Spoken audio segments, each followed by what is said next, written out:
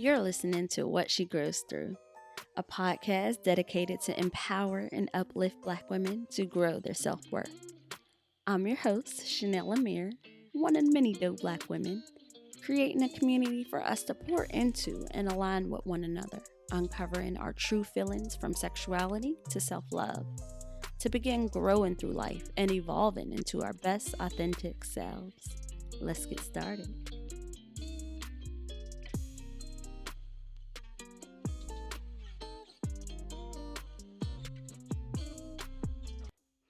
Hey, beautiful, it's your girl Chanel Amir back again. Not what an episode per se, but just a message to just try to pour into someone who really needs it today.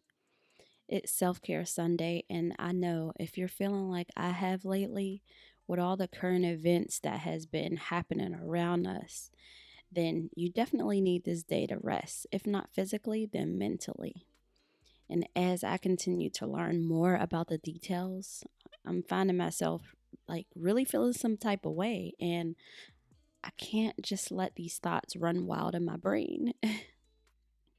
So, if you have been tuning into the previous episodes, you know how important it is to release these thoughts brewing in your head, especially if they're not doing what they're supposed to be doing.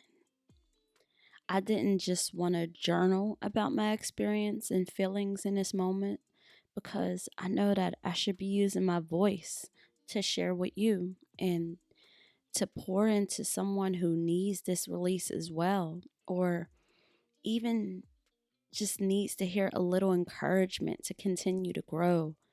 And just a little trigger warning, the subject is pretty heavy.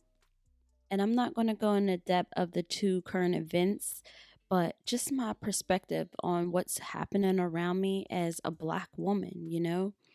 We not only have to grow through life's daily struggles, of course, but just this collective trauma that we're all experiencing.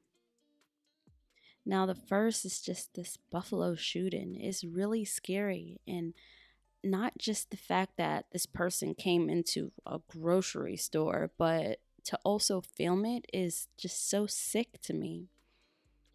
Like, I find solace, well, I used to, in bringing my children along during our grocery store trips. And most times I'm really in my own little bubble, just enjoying the moment as Ryan goes hard on a banana. I just had to give to her. And y'all, this girl really manhandles bananas. And then Bryce is literally hanging off the cart as we go through the aisles, telling anyone who wants to hear how he got $10 from the Tooth Fairy. That just, you know, makes him special. And then he bugs me to grab his favorite snack. I share this just to put in perspective that could have been me. That could have been my children. And I want to acknowledge how much terror that I I feel that someone decided to do that to these other families. Took all that away just because of the hue of our skin. And that's crazy to me. And it puts so much fear and anger and grief and just so many different emotions in my heart. And that is what we as people of color have to constantly try to just be strong and to grow through. And it hits different. And then this latest tragedy where, all these children and just all these beings who lost their life. Like, what the hell? And as new information is being given, it just gets deeper and deeper. And of course, this hit. Like, my son is about to, go to big boy school this year. And as a mother, as a Black mother, I'm afraid. And it's just so hard to continue to be optimistic and to keep growing and to keep going, especially in these times. When you feel like you're making such good progress and then boom, you're knocked back a few steps with another trauma added to the list that you still have yet to overcome. That gets exhausting, and I don't want that for us, beautiful.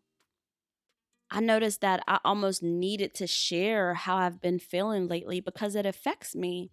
And I know that it affects And if it affects me, I know that it affects someone listening, and it directly affects all those lives, all those families.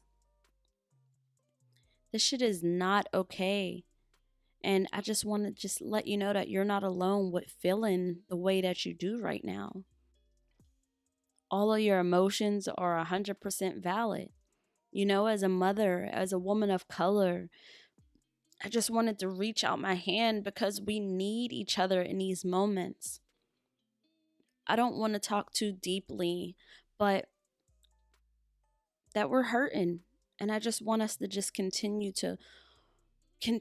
encouraging and pouring into ourselves and others as we grow through this journey. So I just wanted to share something that I'm currently pulling out of my self-care toolbox that I believe maybe can help someone. It's just a tool that I took from my previous mental health career as a family-based clinician. We worked with a lot of families growing through their most toughest moments. And of course, that will rub off on you. I had a client that had gotten taken away from her mother, separated from her twin brother, just to be in this strange couple's homes. And you know what they did? After a few weeks, this little girl came home with her belongings out on the porch and couldn't go into the house. Like, what? A 10-year-old little girl. And that will forever haunt me. And I remember that I needed a moment and just working with clients who have different mental health disabilities, working with their families and being front and center in these situations will leave me mentally drained. And that's what these recent events triggered for me specifically. When this did happen, we were able to request mental health days. This didn't go to our PTO, but actual days that you can take to regroup and just try to reset. We also have resources where we can talk and just share, all the things that has been affecting us. And now I know that taking a mental health day might not look the same for you, but I just want to stress the importance. As life continues to go on around us, I don't want you to just be existing beautiful. I want you to still live. I want you to find ways to continue growing and gaining wisdom.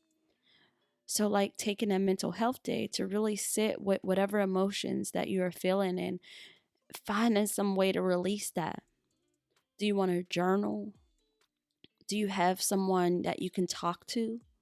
There's so many different resources, and I can link those for you if you would like. But do you just want to take a moment to just say how you feel aloud and release it that way? Do you need to pray? What is it that you need to do in this moment to recenter yourself? Of course, we need to make room to grieve, and this is going to take some time, but putting one foot in front of the other and lifting others up in the process can make a huge difference. And I know for me, it's easier said than done, but I hold on to my babies just a little longer. And I take that time to try and nourish myself. I'll read, self-help books. I'll listen to motivating podcasts. I'll reach out to the ones that I feel safe sharing my feelings. And in these moments, I reach out to community. And I am actively trying to find my own therapist because I recognize that I really need to incorporate this into my life, especially now. So on this Sunday, I definitely will be resting and taking a break, both physically and mentally. And I just hope that you get to do the same. And I know that these recent moments have been really difficult, and it's important to, seek out specialists who are skilled in these areas, who are doing the work, who can really help you. And if you want to share your feelings with me, please feel free. I would love to connect. I just didn't feel comfortable not acknowledging the pain that a lot of us are going through and having this platform to use my voice where I can openly share my feelings. So, while we're in these moments of grief and sadness, We have to just allow ourselves to experience that peace from the negative beliefs that creep in, especially like that survivor's guilt. And we just got to embrace the blessings that we do have currently. And it can feel so hard and, sometimes wrong to do when others are grieving. But a way that we can help ourselves heal is to just use our voice to share our true feelings, finding ways that, you know, make us feel comfortable acting in our power. Maybe that's just supporting those who have been affected directly.